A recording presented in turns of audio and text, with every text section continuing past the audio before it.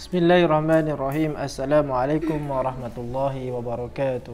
Waalaikumsalam warahmatullahi wabarakatuh. Alhamdulillah wassalatu wassalamu ala Rasulillah wa ala alihi wa sahbihi wa man wala. La haula wa la quwwata illa billah. Amma ba'd. Alhamdulillah, pada kesempatan ini, sore ini kita bisa melanjutkan ngaji tafsir tematik atau tafsir maudhu'i dalam keadaan sehat walafiat. Kita berdoa kepada Allah Subhanahu wa taala, mudah-mudahan kita senantiasa diberikan ilmu yang bermanfaat, diberikan ilmu yang barokah fid dini wa dunya wal akhirah. Amin ya rabbal alamin. Salawat serta salam mudah-mudahan tetap tercurah limpahkan kepada junjungan kita Nabi Agung Nabi Muhammad sallallahu alaihi wasallam. Pada pertemuan ini kita akan mengangkat tema yaitu belajar dan mengajarkan Al-Quran. Para santri Pondok Pesantren Kiai Syarifuddin Asrama Tahfidz Al-Quran Al-Yumna yang dimuliakan Allah Subhanahu wa taala. Pembicaraan kita mulai dengan sebuah hadis yang datangnya dari Utsman bin Affan, di mana hadis ini juga ada di dalam Sahih Bukhari.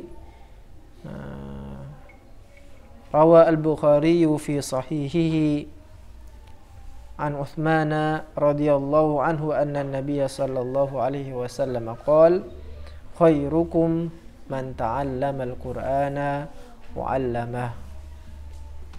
Dari Utsman bin Affan bahwa Rasulullah Shallallahu Alaihi Wasallam bersabda, khairukum, sebaik-baiknya engkau, sebaik-baiknya kamu sekalian, yaitu man ta'allama, orang yang belajar Al-Qur'ana, Al-Quran, wa 'allamahu, dan juga mengajarkannya.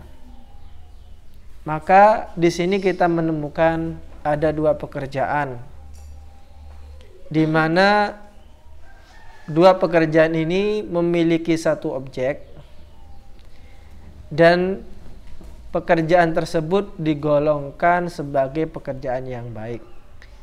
Bahkan dikatakan lebih baik daripada pekerjaan-pekerjaan yang lainnya.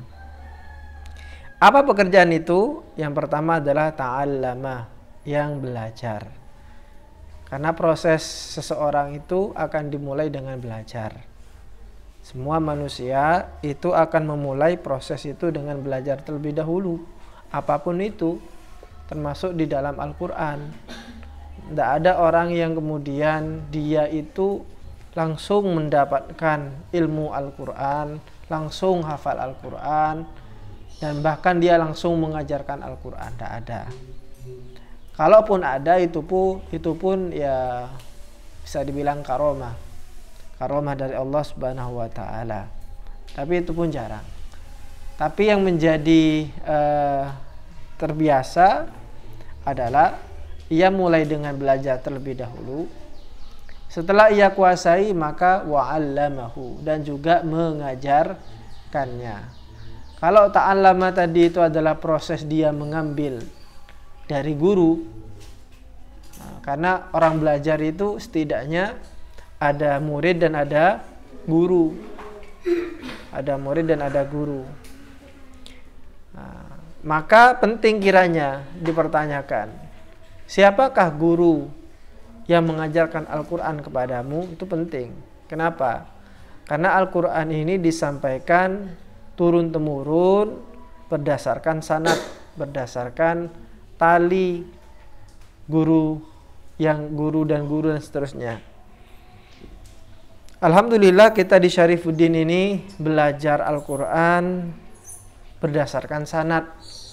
Tidak sembarangan kita ngaji itu, tapi semuanya berdasarkan sanad. Bahwa guru saya jelas berguru pada si A, gurunya guru saya jelas bergajar kepada si B, satu misal, begitu seterusnya sampai kepada Rasulullah Shallallahu Alaihi Wasallam.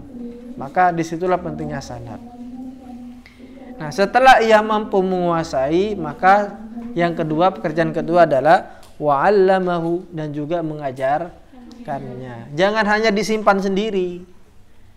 Memang bagus apabila sampean sudah tahu ilmu Al-Quran, sampean praktekkan, maka yang akan mendapat pahala sampean sendiri. Tapi kalau kemudian itu diajarkan kepada orang lain, maka sampean juga akan mendapatkan kebaikannya. Makanya minimal nanti sampean ketika pulang dari sini sudah menjadi alumni, jangan nganggur. Jangan berpikiran, wah saya kan cewek Ustadz, ya biarin saja, saya ngurus rumah tangga saja. Ya, rumah tangga silakan diurus. Tapi setidaknya sampean juga ada kegiatan-kegiatan yang lain. Minimal mengajarkan Al-Quran. Nggak usah yang mikir yang besar. Mikir yang sampean itu bikin pondok atau bikin TPQ, nggak usah.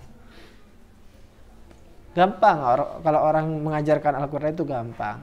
Tinggal kumpulkan saja keponakannya, satu misal anak-anaknya, ataupun anak tetangga, kumpulkan jadi satu, kemudian ajari mereka Al-Quran, cara membaca, kemudian kalau yang mau menghafal sampean dengarkan di tasmi, dan begitu. Nah, ini dua pekerjaan. Kemudian apa yang menjadi objek di sini? Yaitu Al-Quran. Bahwa yang dipelajari, yang diajari itu adalah Al-Quran. Fal-Qur'anu huwa afdalu ma Fal-Qur'anu huwa afdalu ma yuta'allam wa afdalu ma yu'allam. Maka Al-Quran itu adalah sesuatu yang paling mulia, yang paling bagus untuk dipelajari, dan juga paling mulia, paling bagus untuk diajarkan. Sehingga ada hukumnya nanti, hukum mempelajari dan mengajari Al-Quran.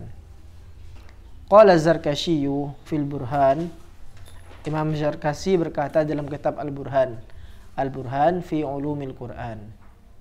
Jadi kalau kita mempelajari ulumul Quran, jadi ada ilmu yang memang khusus untuk mempelajari Al-Quran, namanya ulumul Quran. Nah, untuk mempelajari ulumul Quran ini ada setidaknya dua buku penting yang wajib dibaca. Yang pertama adalah Al-Itqan fi ulumil Quran, punyanya Imam As-Suyuti, kuburannya ada di Mesir. Kemudian yang kedua Al-Burhan fi ulumil Quran, punyanya Imam Az-Zarkashi. Beliau berkata di dalam kitabnya ini, kitab Al-Burhan, qala ashabuna, sahabat-sahabat kita berkata, ta'limul Quran fardu kifayatin. Berarti hukum mengajarkan Al-Quran, hukum kita menyelenggarakan kegiatan, di situ ada kegiatan belajar mengajar Al-Quran, itu adalah fardu kifayah. Wa kadzalika hifdzuhu, juga hukum menghafal Al-Quran juga hukumnya fardu kifayah. Sama juga belajar Al-Quran dan juga menghafalkan Al-Quran hukumnya adalah fardu kifayah. Apa itu fardu kifayah? Fardu kifayah itu adalah suatu kewajiban yang apabila ada yang melakukan satu ataupun lebih, maka kewajiban yang lain itu gugur. Contohnya Desa Wonorejo, maka di Desa Wonorejo ini ada satu saja yang menghafalkan Al-Quran. Kalau tidak ada sama sekali Ustaz, ya dosa semua. Dosa semua. Wal ma'na fihi kama qala al-Juwaini alla yanqati'a adadut tawatiri fihi. Terus berapa yang bisa disebutkan cukup? Kan di sini kan ada fardu kifayah.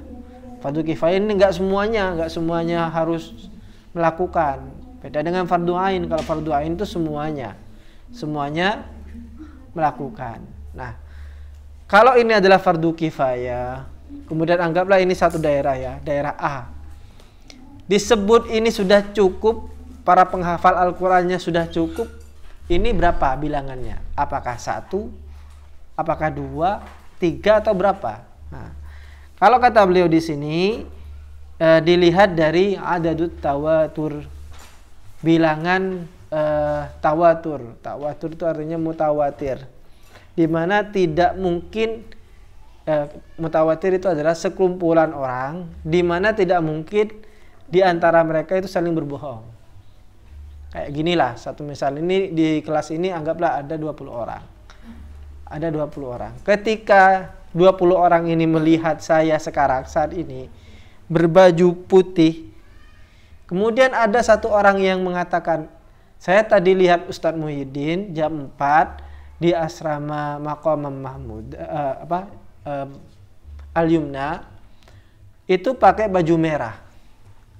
Pakai baju merah. Nah, kira-kira orang sebanyak ini akan mengingkari informasi tadi atau tidak?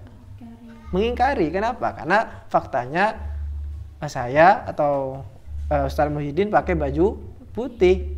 Dan ini tidak ada yang menyanggah hal itu. Itu namanya mutawatir. Kalau hadis itu, mutawatir itu sudah paling tinggi ininya. Mutawatir. Artinya semua orang melihat. Dan tidak dimungkinkan kebohongan terjadi di situ. Beda dengan kalau suatu misal ahad. Kalau ahad itu hanya satu orang saja. Satu misal Cantika ketemu saya di jalan sendirian. Kebetulan saya pakai baju putih. Kemudian teman Cantika berkata lagi kepada Cantika, saya tadi ketemu Ustaz Muhyiddin pakai baju merah. Kata Cantika menyanggah, enggak, baju putih kok. Apa buktinya? Buktinya apa buktinya? Enggak bisa kan ya? Enggak bisa membuktikan bahwa perkataannya itu benar. Tapi beda kalau semuanya ini melihat, kemudian Cantika mengatakan seperti itu, ada buktinya kok. Ini tanyakan ke teman-teman saya. Nah, semuanya berkata baju putih. Nah, itu namanya mutawatir. Nah, mutawatir ini tidak tahu berapa. Ada yang menyebut 20. Nah, dan yang lainnya. Intinya tidak memungkinkan kebohongan di situ. Wala yatatarraku ilaihi at-tabdil wa tahrif. Dan di bilangan ini, bilangan mutawatir ini tidak masuk di dalamnya tabdil. Tabdil itu artinya pengganti, tahrif, distorsi, perubahan. Jadi Al-Quran itu tidak memungkinkan adanya perubahan dan penggantian. Yang waw jadi fa. Nah, andai saja yang menghafal Al-Quran ini semuanya mungkin, anggaplah 20 orang ini semuanya mungkin, kemudian ada orang lain membacakan Al-Quran dengan versi yang lain, waw dijadikan fa, maka orang 20 orang ini akan menyanggah semuanya. Enggak, yang benar itu bukan fa tapi waw gitu. Ini adalah bilangan mutawatir yang dikatakan cukup. Fa in qama bidzalika qaumun saqata anil baqiin. Dan ketika ada kaum yang melaksanakan itu, maka kewajiban yang lain akan gugur. Wa illa fal kullu athimun. Kalau tidak ada yang melakukan satu pun, fal kullu athimun, maka semuanya berdosa. Makanya penting setiap daerah itu harus ada yang menyelenggarakan TPQ lah ataupun apapun itu namanya untuk mengajarkan Al-Quran dan juga menghafalkannya.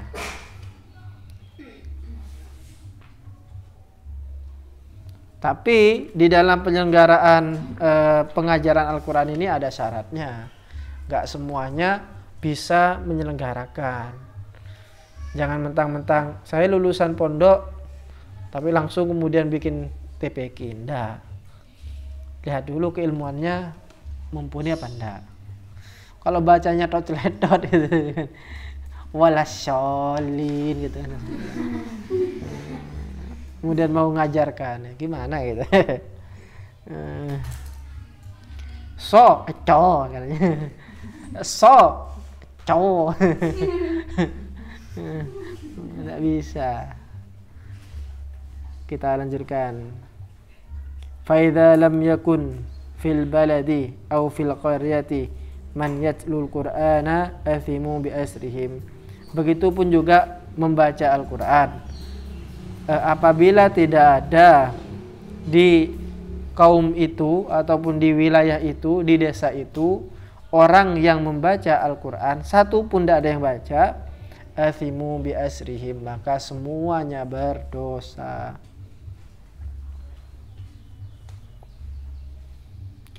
Wa idza kana hunaka jama'atun yasluhuna lit-ta'lim, ada beberapa golongan dia punya kelayakan untuk mengajar, punya ilmu untuk mengajar. Wa tuliba min ba'dihim wamtana'a, sudah diminta untuk mengajar, tapi yang tidak mau, alasannya tidak, saya mau bisnis saja. Sehingga di desa itu tidak ada orang yang mengajarkan Al-Quran. Ini bagaimana hukumnya? Ya sama kayak tadi itu. Kalau tidak ada satu pun yang mau mengajarkan, maka hukumnya dosa. Tapi kalau sudah ada satu gitu kan ya, yang mau mengajarkan, maka yang lainnya jadi gugur. Kalau satu misal sudah ada satu, yang lain ada, kalau melihat dari kemampuan ya mampu sebenarnya, sudah mampu. Bahkan kalau dilihat kualitasnya ini sebenarnya direkomendasikan untuk menjadi pengajar. Hafal 30 juz, menguasai qiraah asyroh satu misal. Suaranya enak, kan ya. Nah, tapi sudah ada di situ sebenarnya tempat. Nah, ini bagaimana hukumnya? Nah, disarankan orang tadi untuk mengajar. Tapi kalau satu misalnya tidak mengajar, dia tidak apa-apa, karena kan sudah ada.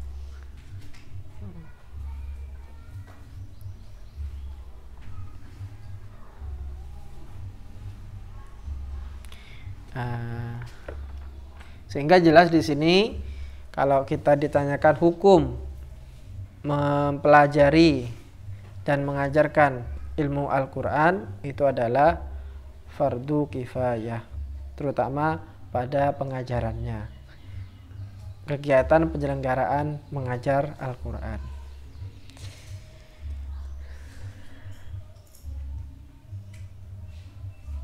Terus apa yang dimaksud dengan redaksi hadis tadi? Khairukum man ta'allamal Qur'ana wa 'allamah. Ta'allumul Qur'an di sini yang semacam apa bentuknya? Kemudian ta'limul Qur'an bentuknya seperti apa? Kalau tadi kan hukumnya, hukum mempelajari dan mengajarkan. Sekarang bentuknya, bentuk orang disebut belajar Al-Qur'an itu yang seperti apa? Apakah cuman membaca Iqra sekali habis itu selesai, itu disebut dengan orang belajar Al-Quran, atau yang bagaimana? Walakin mal murad bi ta'allumil Qur'ani wa ta'limih, apa pengertian dari belajar Al-Quran dan mempelajarinya dan mengajarinya? Halil muradu bidzalika hifdzu kalimatil Qur'an wa hurufihi an dhahri qalbin. Apakah pengertian belajar Al-Quran itu adalah menghafal setiap kalimat di dalam Al-Quran, menghafal setiap huruf di dalam Al-Quran secara an dhahri qalbin, secara menguasai. Jadi benar-benar sudah hafal betul gitu, bukan hanya sekedar hafal betul. Apakah itu?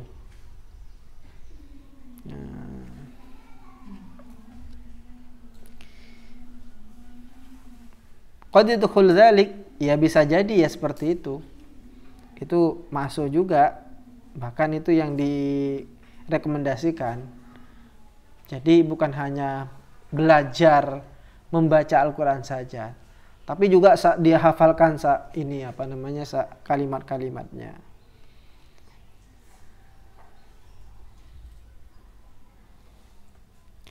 Waqad yara ba'dun nas anna hadha wahdahu huwal murad wa la syai'a ghairuhu. Beberapa orang berpendapat bahwa yang dimaksudkan dengan mempelajari Al-Qur'an ya seperti itu, menghafalkan huruf per huruf. Tapi ya ini kan pandangan orang Arab, di mana orang Arab itu sudah mampu membaca Al-Qur'an. Kenapa mereka mampu membaca Al-Quran? Karena itu adalah bahasanya, bahasa mereka. Jadi anak-anak orang Arab itu mereka biasanya pergi ke surau desa. Kalau di sana itu bahasanya katatib. Katatib. Jadi kayak semacam surau itulah ya. Biasanya diselenggarakan pengajaran Al-Quran itu setiap sore. Asar lah kayak saat ini. Jadi mereka datang itu paling belajar membaca Al-Quran hanya mempelajari tajwidnya. Kalau melafalkan ini kan sudah bisa mereka, karena yaitu bahasa mereka. Jadi hanya belajar di tajwid, tidak lama, paling ya 1 tahun lah paling lama. Baru setelah itu mulai menghafal Al-Quran. Jadi sejak kecil itu sudah mulai menghafal. SD itu sudah mulai menghafal. Sedangkan di kita enggak. Ada yang bahasanya Jawa, bahasanya Madura, yang Jawa dalnya sangat kental kan. Baknya juga sangat kental. Wal yasta'bibil. Misal. Dan macam-macam, lisannya macam-macam. Ada yang Sunda, ada yang Betawi, dan cara bacanya juga beda-beda. Akhirnya kita akan belajar mulai dari nol sama sekali. Mulai dari hurufnya dulu. A, ba, ta, tha. Itu pun juga tidak 1 hari 2 hari. Butuh waktu yang sangat panjang dan lama. Untuk membedakan mana tha, sa, sya. Itu butuh butuh waktu yang lama. Membedakan antara vo, da, dha, bo juga lama. Bahkan sampai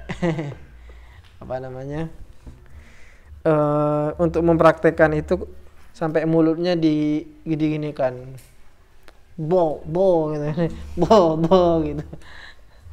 Dulu kita ngaji ke Kiai Sulhan waktu itu. Ada yang tidak bisa bilang bo, sampai digini kan, bo, ayo sini bo gitu, gitu, bo.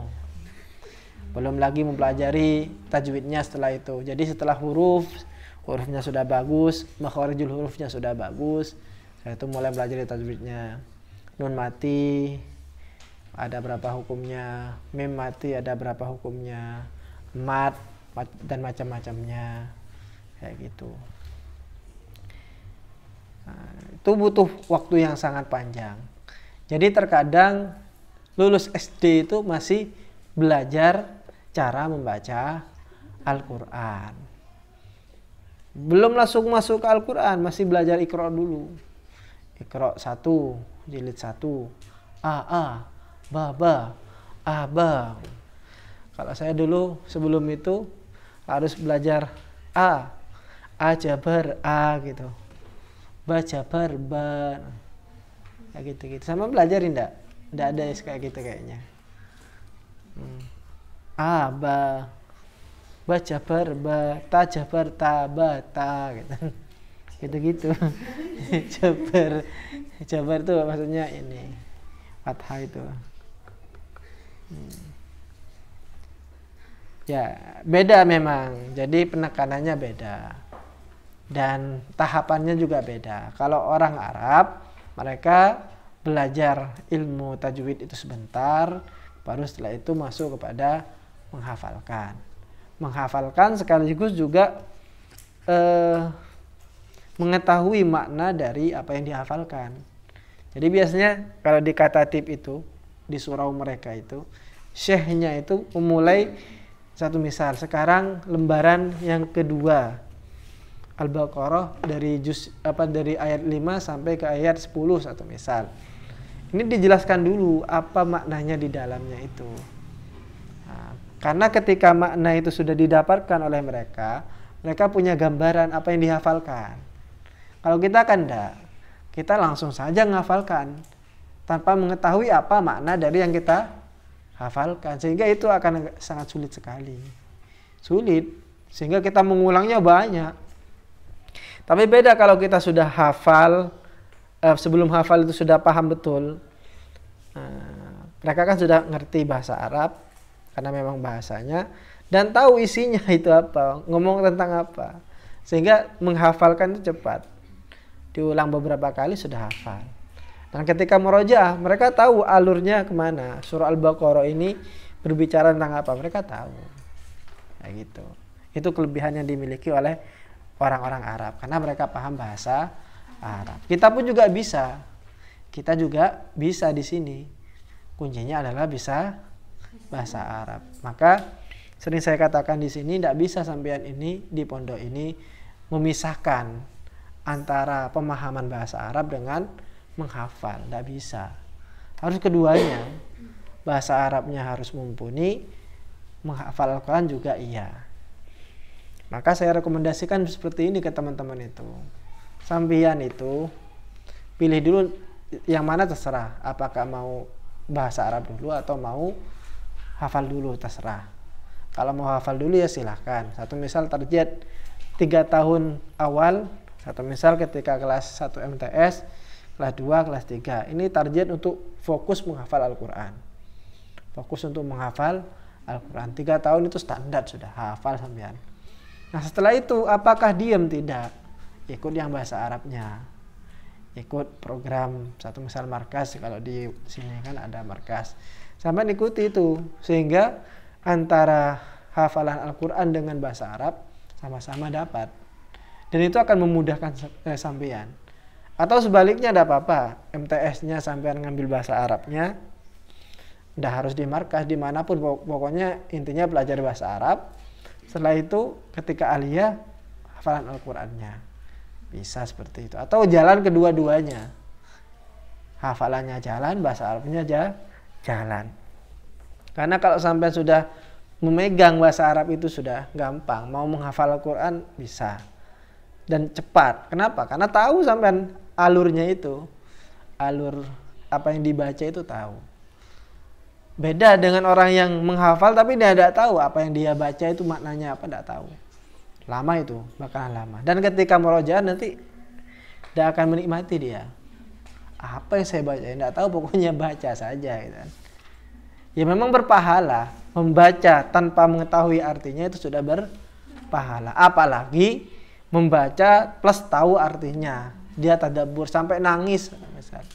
Sampai nangis. Kenapa? Karena dia tahu artinya. Oh, ini pahalanya lebih banyak lagi. Dan perubahan kepada sikap kita kan jauh lebih nampak. Ketimbang membaca, tidak tahu artinya, akhirnya tidak mempunyai efek apapun. Untuk akhlaknya tidak berefek, untuk kesehariannya juga tidak berefek. Ya cuma baca saja. Jadi Al-Quran hanya di bibirnya saja. Bibirnya kebi gitu kan ya. Bergerak, hatinya tidak bergerak, pikirannya tidak bergerak. Kalau paham, bibirnya bergerak, hatinya merasakan, pikirannya juga merefleksikan, sama-sama gerak. Akhirnya ketika ketiga-tiganya ini sama-sama difungsikan, matanya akan tersentuh, nangis. Terkadang nangis juga tidak dia rasakan. Orang sudah nangis, kenapa? Karena dia benar-benar menghayati. Ada juga yang nangis. Kenapa nangis? Tidak ngerti, kan? Tidak ngerti. Apa yang dibaca tidak ngerti. Nah, ada yang kayak gitu.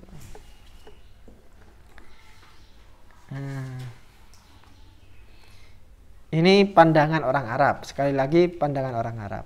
Kalau kita tidak, kita ya mempelajari Al-Quran itu ya banyak. Mulai dari awal tadi itu, mempelajari hurufnya, mempelajari kalimat-kalimatnya, mempelajari cara baca Al-Quran, mempelajari tajwidnya.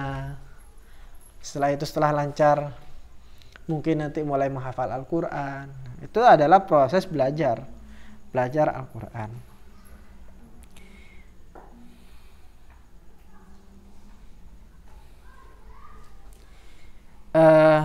Dan luar biasanya sekali antusiasme orang-orang, terutama di dalam menghafalkan Al-Quran, itu sangat kelihatan sekali, tampak sangat kelihatan.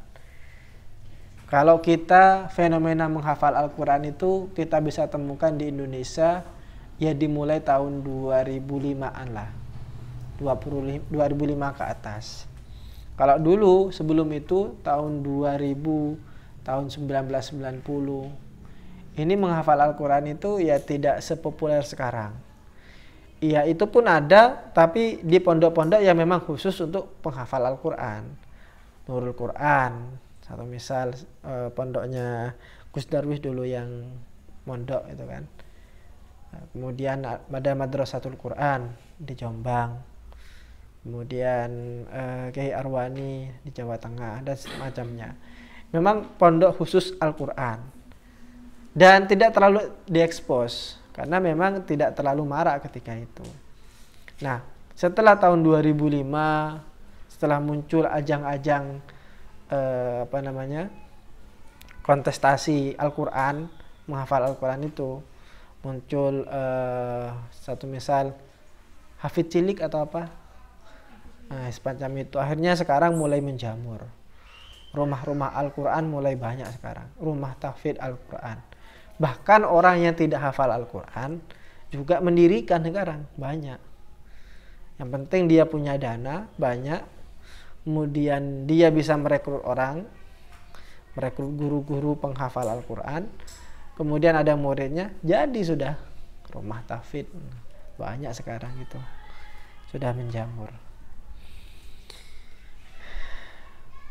Wala'alla hadha huwa sirrul ihtimamil baligh bihifdzil Quran.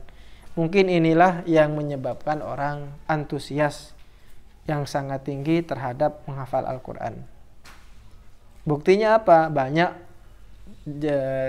adanya lomba-lomba yang diselenggarakan bagi para penghafal Al-Quran. Bukan hanya itu saja, nanti mereka akan dimuliakan. Wa takrimi hafadzatihi. Orang penghafal Al-Quran dimuliakan, diberikan tempat yang sangat layak, diberikan hadiah yang sangat layak, diberikan umroh atau misal.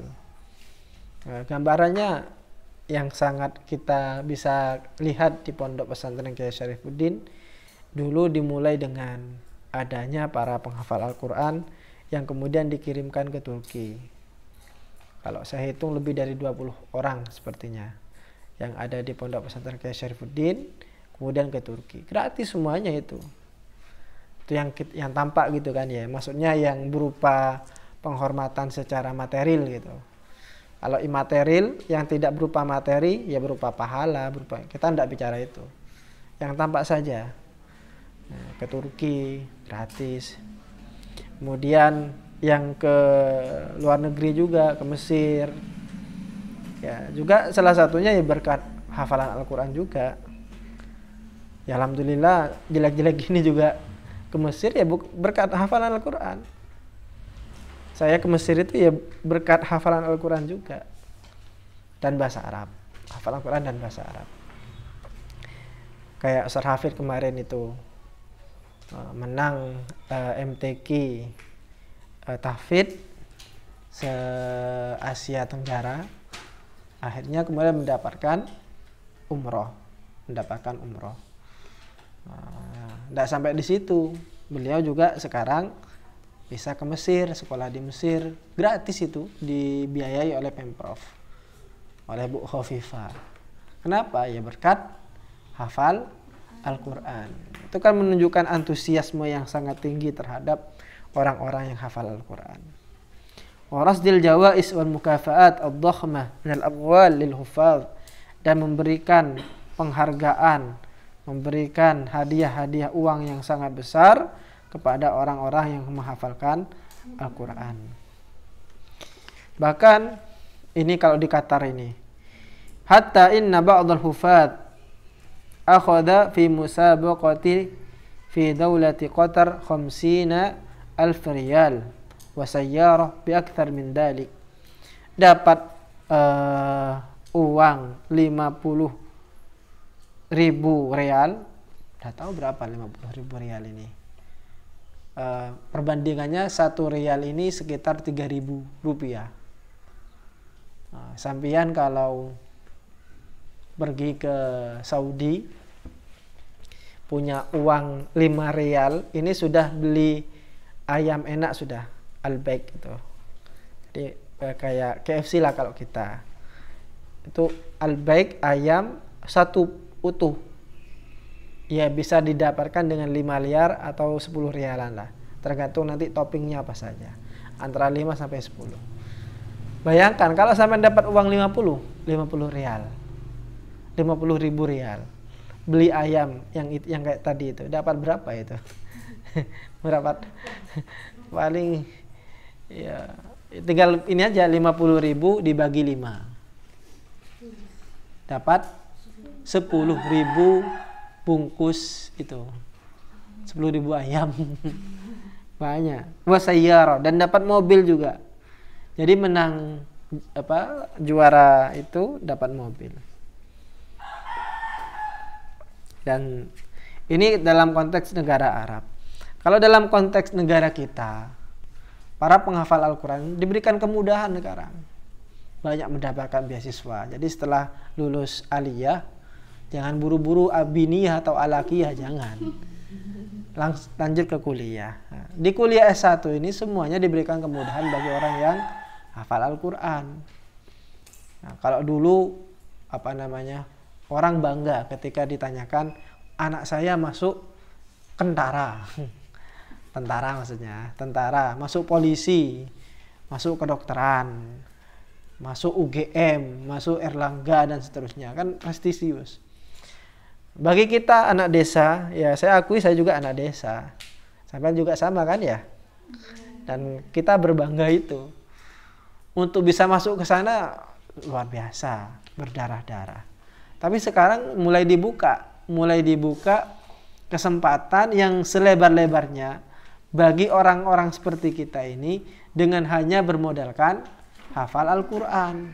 Sekarang itu yang penting sampai hafal Al-Quran, kemudian disertai dengan kriteria yang lain, wawasan kebangsaan satu misal, kemudian ilmu-ilmu dasar menguasai, dites bisa, dan hafal Al-Quran bisa sampai jadi masuk kedokteran gratis di Universitas Solo, saya lupa namanya, pokoknya di Solo.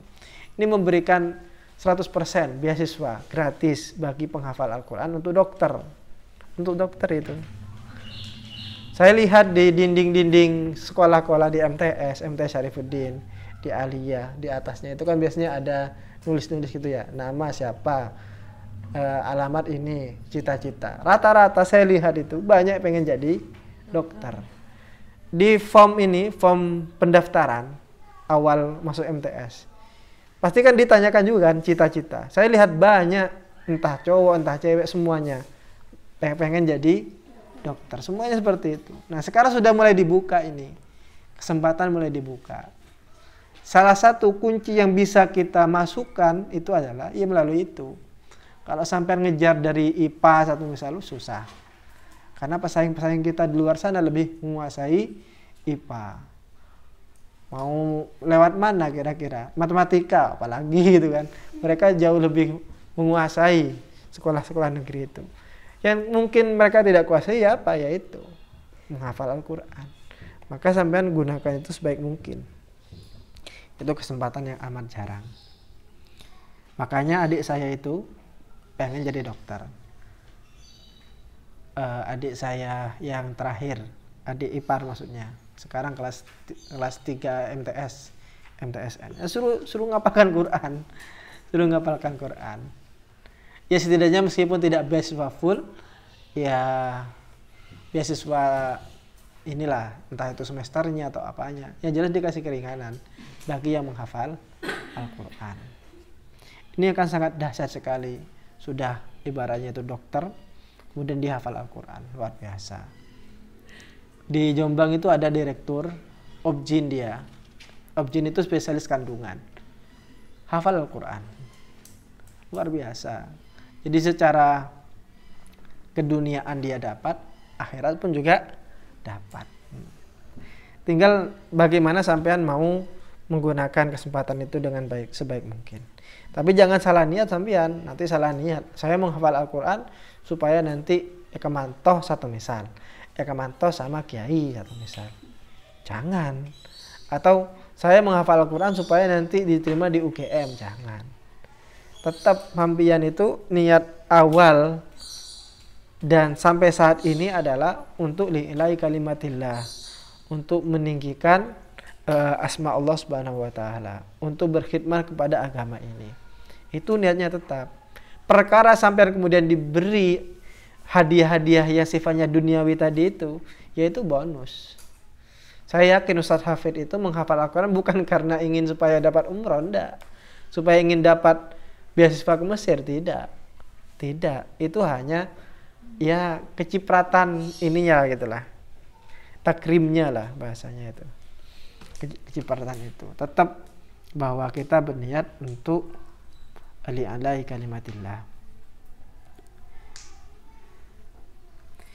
Dan kalau kita lihat di dalam Al-Quran, ini kita beralih kepada dalil sekarang.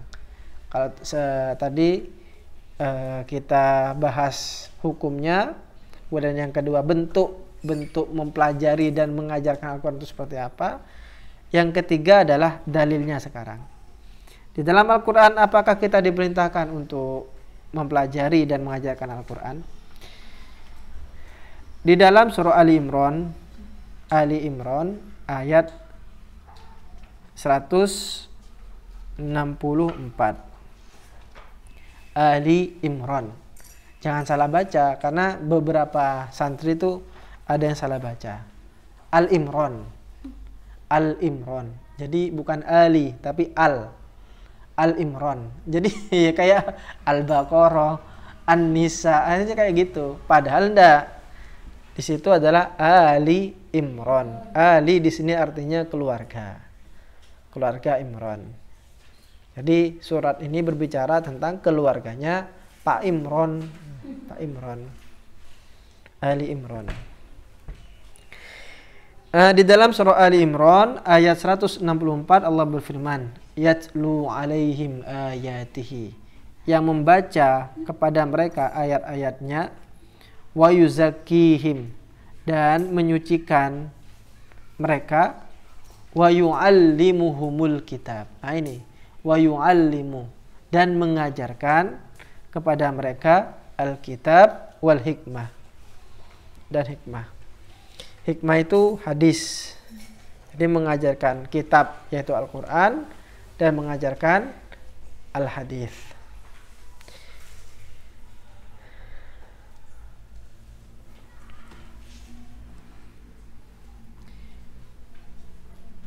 Jadi di dalam Al-Quran jelas ada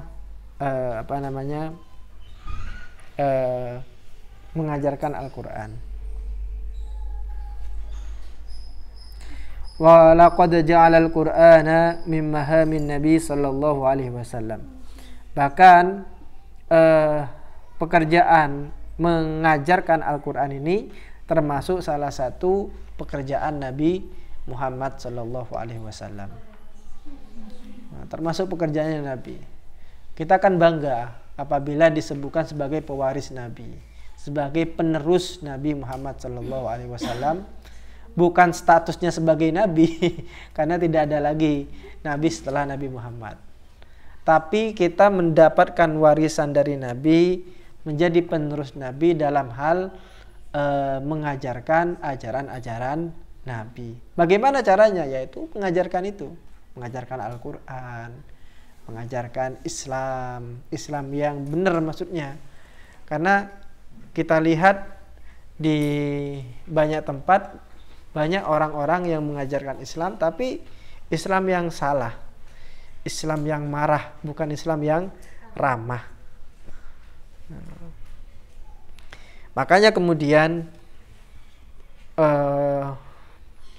orang-orang yang punya keagamaan, semangat keagamaannya tinggi, kemudian dia membuat rumah tahfidz, sedangkan dia tidak punya ilmunya tidak ada, cuma punya semangat tok. Nah inilah berbahaya nanti kemudian kalau ada pemahaman radikal yang masuk di situ. kalau orang sudah ibaratnya itu masuk disusupi rumah-rumah tahfidz itu dengan hal-hal yang semacam itu, satu misal masuk di situ ISIS, masuk di situ HTI satu misal, atau masuk di situ pemahaman-pemahaman yang nyeleneh gitu, liberal satu misal. Nah, ini sangat berbahaya sekali. Karena kalau orang hanya hafal Al-Quran, tapi dia tidak paham dengan isi dari Al-Quran itu, ini akan menciptakan radikalis baru. Sampai tahu siapakah yang membunuh Sayyidina Ali bin Abi Thalib? Penghafal Al-Quran, hafal Quran dia.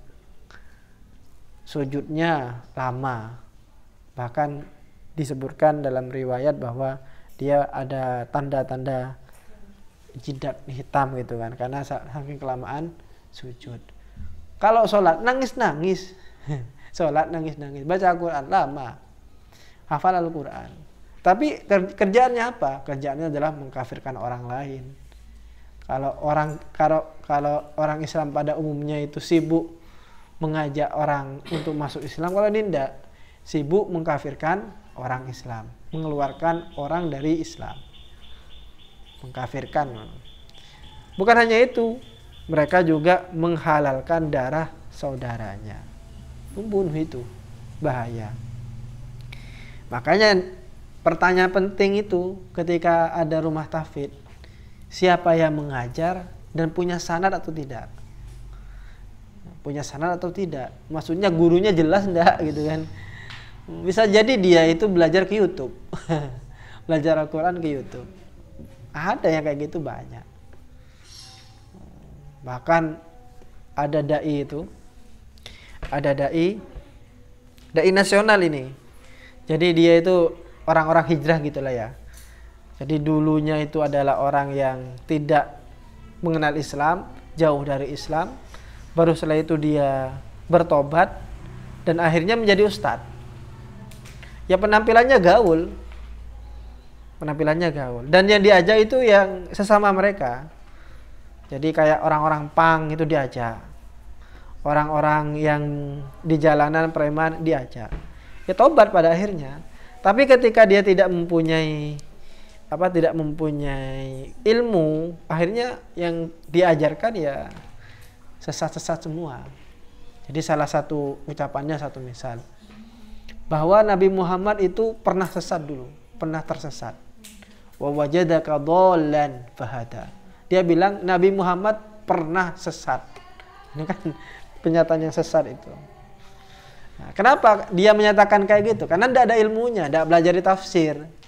Coba belajar tafsir maudhu'i satu misal, atau tafsir tahlili kayak kita di sini ya, pasti tidak akan muncul yang kayak gitu. Ketika dia ditanyakan siapa gurumu, tidak, saya belajar langsung kepada Rasulullah, saya belajar otodidak, katanya. Tidak bisa. Agama itu tidak bisa dipelajari secara otodidak. Bahkan ulama mengatakan jika sampean belajar dengan hanya dari buku-buku saja, tanpa ada ulama yang atau kiai atau ustadz yang mengarahkan, maka dipastikan gurunya itu adalah setan. Gurunya itu adalah setan.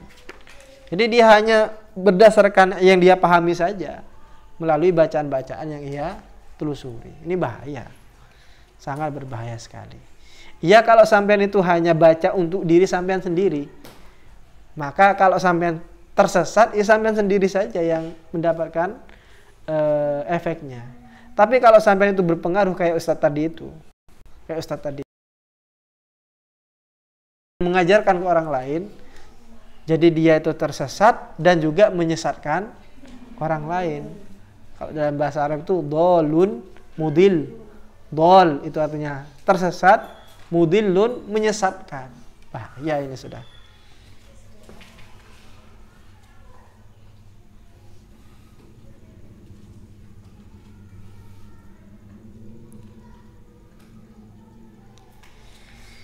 Maka pentingnya guru itu di situ. Alhamdulillah saya bisa katakan